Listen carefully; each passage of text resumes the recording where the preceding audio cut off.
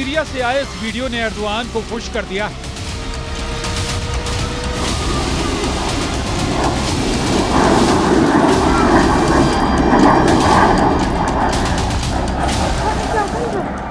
Syria से आए इस वीडियो में अमेरिका बता रहा है कि वो एर्दोआन के साथ है।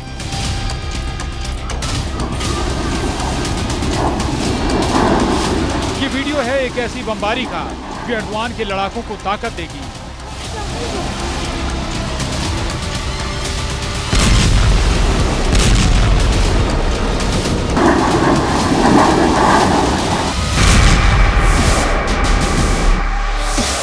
और ईरान के लिए तो ये बमबाज बहुत बड़ा झटका कहा जा रहा है। खामनेई इस वीडियो को देखकर बहुत मायूस है और जमीन से बहुत करीब उड़ रहे इस जहाज ने एर्दोआन को क्यों खुश किया और खामनेई को क्यों नाराज किया?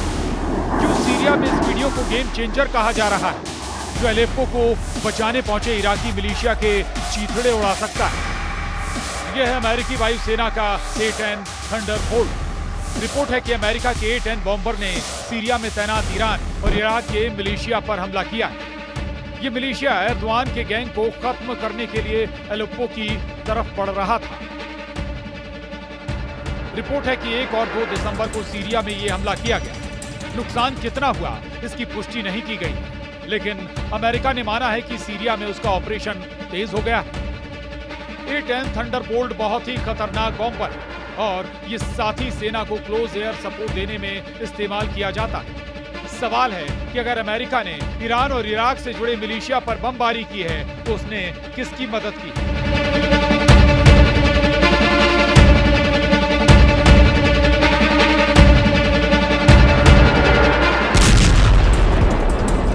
सीरिया के अलेप्पो पर इस वक्त ISIS और अल-कायदा के आतंकी जमे हुए हैं। सीरिया के राष्ट्रपति बशर अल-असद का विरोध और एक बार फिर इस इलाके को आतंकवाद की आग में जलाने का काम जारी है। हयात तहरीर अल-शाम को मदद तुर्की से मिल रही है और सीरिया के साथ पुतिन और खामनेई खुलकर सामने आ गए हैं। सीरिया की जमीन पर उतरे एर्दोआन के लड़ाकों को हराने वाला फॉर्मूला तैयार हो चुका है और यही वजह है कि हयात अल तहरीर अल-शाम के 15,000 लड़ाकों या कहें कि आतंकियों के मुकाबले में इराक और ईरान से 30,000 मिलिशिया सीरिया पहुंचा। सीरिया की जमीन पर जो युद्ध चल रहा है उसमें कौन किसके साथ है, ये बात पूरी दुनिया जानना चाहती है। क्योंकि 2011 में भी जब सीरिया का युद्ध हुआ था तब भी बशर अल-असद और बगदादी कैंप के बीच कौन किसका मददगार है, पूरी दुनिया कई सालों तक इस बात को समझती रही। इस बार ये बात तो साफ है कि बशर अल-असद के विरोधी हयात तहरीर अल-शाम को तुर्की की मदद मिल रही है, यानी HTS के साथ एर्दोआन।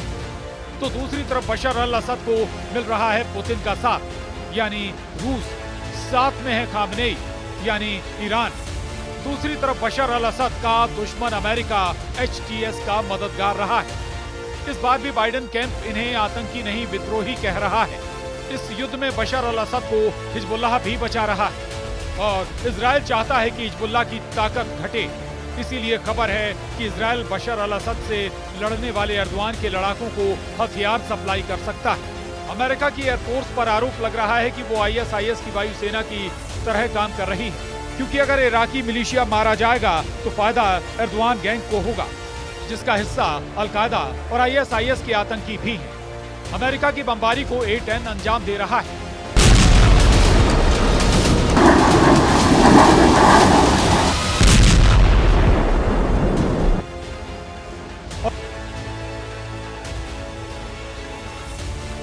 A-10 थंडरबोल्ट की नाक पर लगी है 30 मिलीमीटर की गेटलिंग गन जो टैंक को भेद सकती है। ये 1 सेकंड में 65 राउंड फायर करती है और सबसे खास बात, इस विमान की बॉडी बख्तर से बनी, यानी इस पर 23 मिलीमीटर जैसी एंटी एयरक्राफ्ट वाली गोली काम नहीं करती।